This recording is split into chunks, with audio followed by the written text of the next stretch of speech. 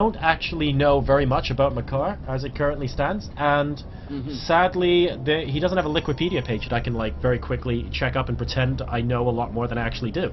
So for all of those horrible reasons, I'm afraid I'm going to be absolutely herp-derp misinformed here and just say no clue. Oh, that's perfectly fine. But it's great if he's an amateur player getting into...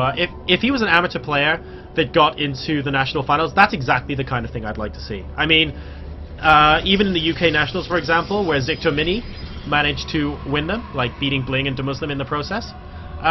Technically, he was on Infused for a little while, but basically, he I think was on Team Milk, actually, beforehand, and he was just a casual gamer before Infused picked him up, and they only picked him up like a month before he won WCS, and then he switched to Western Wolves. So he was kind of an amateur player. He only turned pro for like a month before actually winning that tournament. And it would be great to see more players come out of that in the World Championship Series, and we've seen them in the UK, we've seen them in the US, hopefully we'll see some in Sweden as well, and maybe some of these games will even be beating the pros in like the Continental Finals and stuff like that. That would be amazing to watch. Oh, no doubt there. And Sweden is just, you know, Imba. I don't know what they put in the food over here, but we've got 2 guys stomping the GSL. So what can we expect already? Looks like Forward Pylon was canceled. So in any case, yeah, Swedish players, total boss mode. They're on a different level. We'll see. We have something to look forward to here at the end of the month when the nationals get played out right here in Annexet in Stockholm. But that was actually pretty funny there. That's this. The Forward Pylon gets put down, and Snow's like, LOL, you think I'm Zerg? And just puts the command center down anyway, and Mekar's like, oh yeah, I forgot about that, cancels it straight away. Oops. That exchange there. We do have the Nexus going down. Of course, he will stop Snow from mining quite so quickly, but all he has to really do is lift the command center, move it 2x to the left, and land it. So it's only really cost him about 5 or 6 seconds worth of mining time. Nothing too notable there, as we do have still staying on 1 gateway, getting a couple of Stalkers out to make sure he can fend off any sort of early SCV Marine harass. I don't know why I was going to say Zergling there. There isn't a Zerg in this game. And things... your mind, man. That's it. It's messing with my mind. Too many PVZs, man. Too many PVZs. I cast Playhem, that's the problem. There were no Terrans in Playhem. This is just an accepted fact after the Queen patch. So. Yeah, it's a strictly Zerg tournament, is it not? Yeah, very much so. There was this brilliant time, I'm never going to let Zoya forget it, where because he used to absolutely hate ZVZ, and he probably still does. And the way the bracket worked out was that we cast 17 ZVZs in a row, because there was just no way we could avoid it, because everyone in, like, most of the people in the last 32 were Zergs, and we cast 17 in a row. And it was so good, though, because the entire chat was just, like, laughing about how much he was raging at it the entire time, and I had the time of my life casting those games. It was so much fun. But something actually interesting about the metagame, though. I recently came back from the US, and I was casting at the Gigabyte Esports LAN. Don't worry, I won't talk about drama or anything like that. But seriously, all the best games at the Gigabyte Esports LAN were mirror matches. TVT. If you haven't seen Clyde versus Beastie Cutie, TVT, it's on my YouTube channel. You guys can go check it out later. One of the most amazing TVT series I've ever seen. I cast the semi-final MVP Monster versus Empire Violet. Ridiculous ZVZ. And Axlav versus MVP Tails.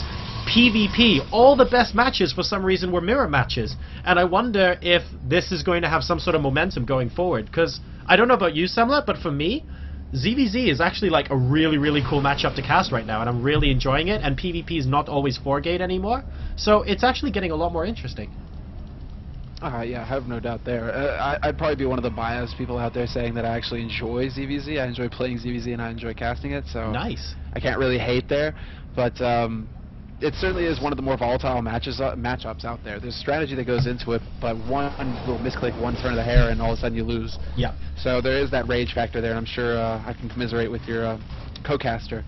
But but it's definitely true, because there's that element of it's also mano a mano in the sense who is actually better at their race, in a way, because all of a sudden it's like we both played Protoss. There's no imbalances there that can be claimed because we both have the same tools and weapons at our disposal.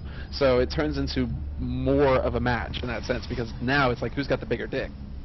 So yeah, it's a lot of fun. I guess that's one way to look at it. I mean, another way to look at it is you go into the match saying who has the bigger dick, and then someone decides just to cheese or proxy a building or something, and boom, and that's it, because the rest of your units are so balanced that that's game over, and that usually comes under the category of a lot of rage. Mekar asking if there's a little bit of lag there, and the missile turret picking up the observer just as he gets into the base, so that observer not going to be able to give him any useful information whatsoever. And in the meantime, you might be asking yourselves, exactly what kind of tech is Mekar going? And the answer is yes. He's going all of it. We have the robotic facility, we have the Twilight Council, we have the Templar Archives, we have the Forge. He's actually doing all of... The only building I don't see is a robotics bay. He actually has everything else.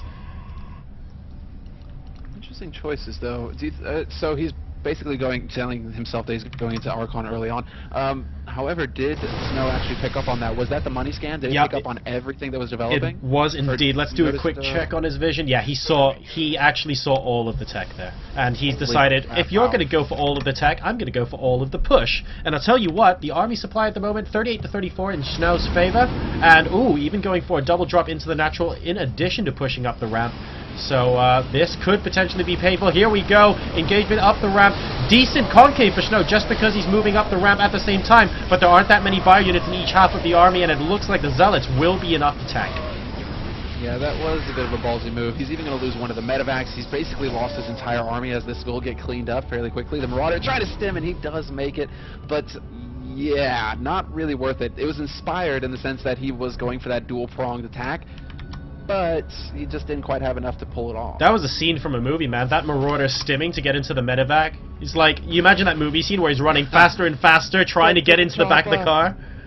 And he like jumps and there's someone holding his hand, the Marine's up there going, "Don't let go!"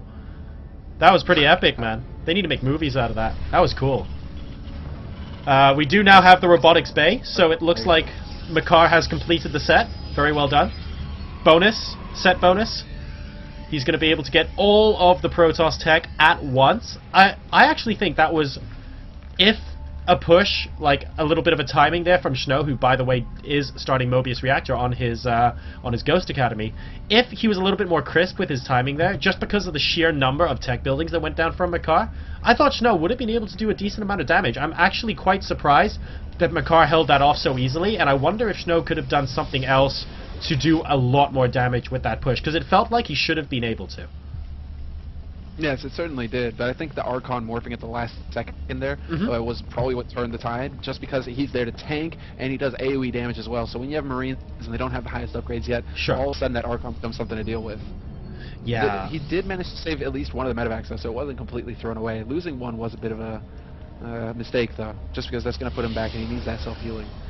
Double Forge is about to complete +1/+1 because +2 armor is already on the way. What do the upgrades look like for our Terran player? He is currently at 1-0, will be going up to 1-1 shortly, and does have a decent amount of ghosts. So the upgrade advantage is going to lie with Mekar for a while, but at the same time, as long as Znow can get some excellent EMPs off, it might not matter so much. We'll have to wait and see if he chooses to utilize that in the future during an engagement, if he can get his ghosts into the correct position. Note that we do not have cloak for these ghosts, so they won't be able to sneak up on the army and then plant the EMPs. He'll have to do it straight up in the face of this army. There are a lot of Zealots, though, and Zealots do melt to bio once their shields are gone with good EMPs, so perhaps that's what we're going to be seeing here. Mekar following the main army through the middle of the map, and Znow looking like he is ready to engage. And he certainly is, seeing as how he's yanking about 20 SCVs to come with. So the SCVs are going to be there to buffer some damage. He does have the Ghost, so he will get the EMPs, as you mentioned, and even some Vikings to kind of catch those Colossus as they come out. So well done here, but this is basically saying, okay, it's time, and will he have enough to make it happen for himself as the EMPs connect with nearly everything. No force fields, but there's just so much push. The Colossus goes, however, and that is actually, should just basically, yeah, everything's going to die. Wow, such good EMPs as well from Znow. Basically, in 3 EMPs, getting almost all of the army, and he is now at 121 to 49 supply. Mekar gives the GG. Znow wins game number 1. We have Terran hope, ladies and gentlemen. We do, I mean, yeah, especially since Mekar was taking that third base. It's basically him being a bit too greedy. He was going for all of this different kind of tech and expanding on top of it. Znow just hit a very nice timing saying, yeah, you won't have enough here to stop me, especially with those EMPs on that top ramp. And that's what we were talking about when he was going all of the tech at the same time. I actually thought the first push should have done a bit more damage for Znow, but the follow-up seemed to be equally effective. So he's going to be going 1-0 up, and he is 1 game away from winning a spot in the Sweden national tournament. Let's see if he is able to do it, guys. We'll be right back after a very quick commercial break.